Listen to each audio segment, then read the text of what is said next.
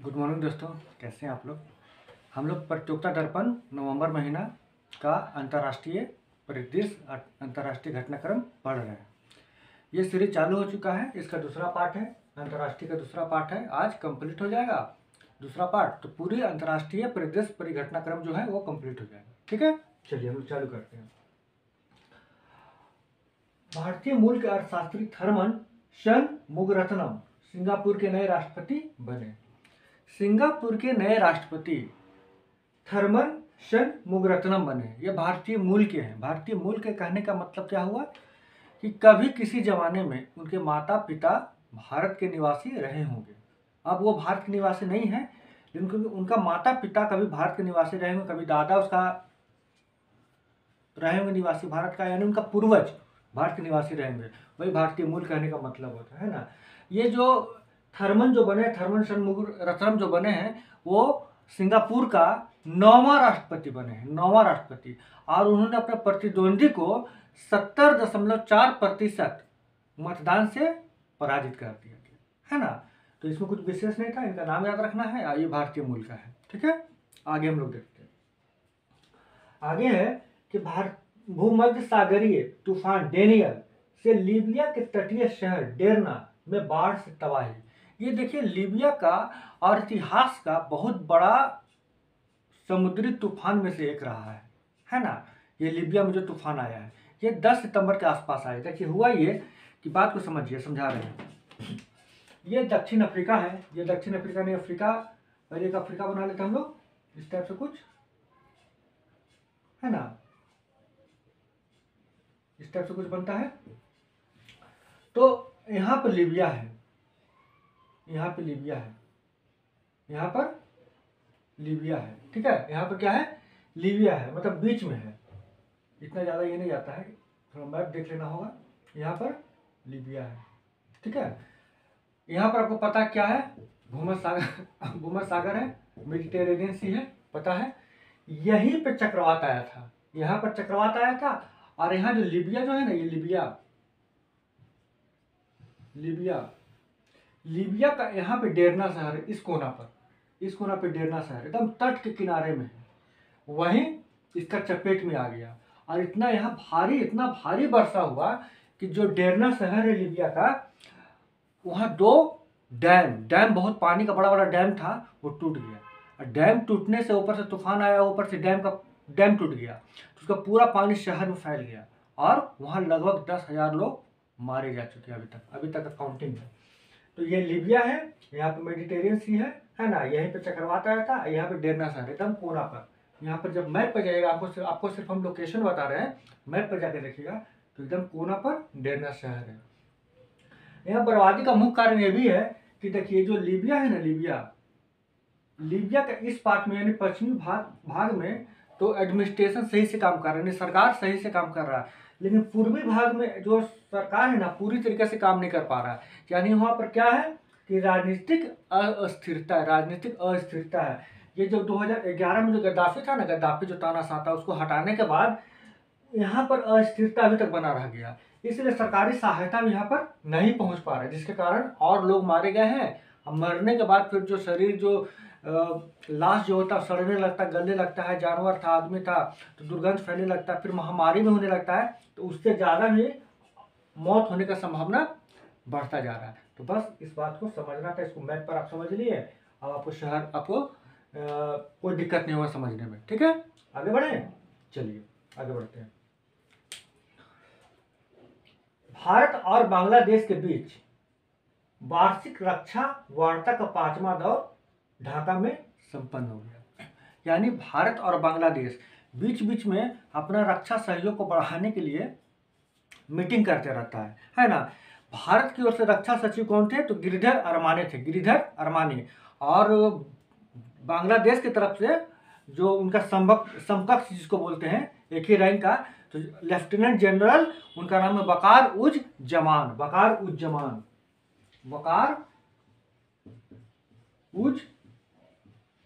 जमान। और उधर से कौन थे इंडिया तरफ से, ये थे बांग्लादेश तरफ से, बांग्लादेश है ना। इंडिया से कौन थे, गिरिधर अरमाने, ठीक है ना। दोनों के बीच में क्या हुआ, मीटिंग हुआ, और मीटिंग में क्या निष्कर्ष निकला कि हम लोग जो संयुक्त, जो हम लोग का जो संयुक्त अभ्यास होता है सेना का, यानी भारत का सेना और बांग्लादेश का सेना का जो संयुक्त अभ्यास होता है, उसको और अधिक से अधिक बढ़ाएंगे और एक दूसरे का रक्षा कार्यों में सहयोग देंगे, ठीक है। और कुछ विशेष नहीं है, तो बस यही था इसमें। आगे बढ़ते हैं हम लोग।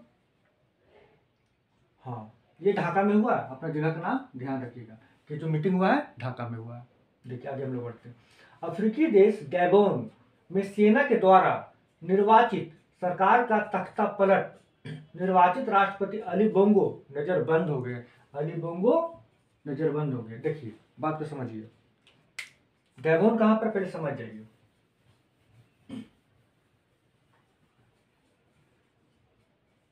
ये मध्य अफ्रीकी देश है, इस टाइप से कुछ है। गैबोन यहां पर देखिएगा, ठीक है। जब नक्शा पे देखिएगा एटलस पर, एटलस देखने का आदत डालना होगा, तो लोकेशन आपको बताते रहे। गैबोन यहाँ पर है, गैबोन है ना।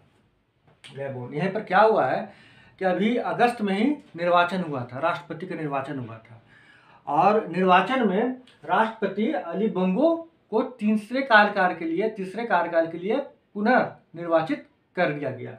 लेकिन वहां का सेना ने क्या किया, सेना ने तख्ता पलट कर दिया, यानी कि निर्वाचित सरकार को हटाकर सेना खुद कब्जा कर लिया है, और अब ये जो राष्ट्रपति बोंगो है वो अब नजरबंद है, सेना का नजरबंद बन चुके हैं, ठीक है। तो बस यही था, गैबोन यहाँ पर है, क्लियर। चलिए आगे देखते हैं हम लोग। बेन्नू एस्टेरॉयड से पत्थर के टुकड़े लाने के लिए नासा का ओसिरिस रेक्स, ये याद रखिए, यही सब प्रश्न पूछता है। ओसिरिस रेक्स यान 7 वर्षीय मिशन सफल हो गया। देखिए एक बेन्नू नाम का एस्टेरॉयड है, एस्टेरॉयड मतलब क्षुद्र ग्रह है। क्षुद्र ग्रह मतलब ग्रह से जो छोटा होता है, जिसका अपना वलयाकार पथ नहीं होता है, ग्रह का पथ को काट देता है ना, तो वो क्षुद्र ग्रह कहलाता है, ठीक है ना। तो बेन्नू नाम का एस्टेरॉयड एक क्षुद्र ग्रह है, वो पृथ्वी से 8.23 करोड़ किलोमीटर लगभग दूर है, ठीक है ना। और आपका माना जाता है कि जब सौरमंडल का निर्माण हो रहा था और पृथ्वी का निर्माण हो रहा था, उस समय अगर उसका पत्थर को प्राप्त कर लिया जाए तो पता चल जाएगा कि सौरमंडल का निर्माण कैसे हुआ था, है ना। बेन्नू क्षुद्र ग्रह, जैसे मान लीजिए कि पृथ्वी है, ठीक है, यहाँ पर बेन्नू ग्रह है, ठीक है। नासा क्या किया कि अपना एक यान का नाम क्या था, ओसिरिस रेक्स, यान को भेजा और बोला कि इसका पत्थर लेके आओ, यहाँ से कुछ पत्थर का नमूना लेके आओ। ये पत्थर का नमूना लेकर यान वापस आ चुका है। जाने में उसको टोटल 7 वर्ष लगा काम करने में, ठीक है ना। अभी पत्थर से क्या करेगा नासा कि सौर मंडल का निर्माण कैसे हुआ, पृथ्वी का निर्माण कैसे हुआ, इस पर रिसर्च करेगा, और ये पत्थर बहुत ही इंपॉर्टेंट होगा उस रिसर्च के कार्य में, ठीक है। समझ गए बातों को। तो बस इसमें तो यही था कि आपको नाम याद रखना है कि उसका नाम था ओसिरिस रैक्स। कहाँ गया था, तो बेन्नू एस्टेरॉयड के पास गया था पत्थर लाने के लिए, ठीक है। अब पत्थर लाके रिसर्च का काम करेगा, और तो कुछ ऐसा इसमें नहीं था। आगे हम लोग देखते हैं।